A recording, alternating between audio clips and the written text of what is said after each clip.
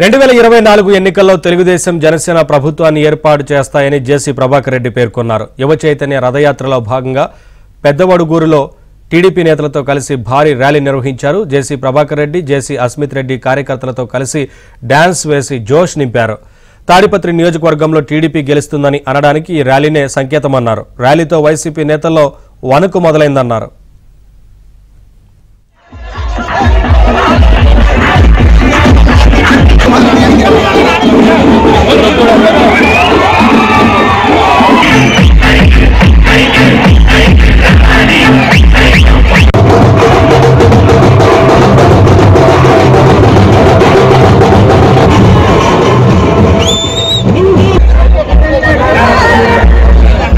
ప్రభాకర్ రెడ్డి, జేసీ అస్మిత్ రెడ్డి కార్యకర్తలతో కలిసి డాన్స్ వేసి జోష్ నింపారు.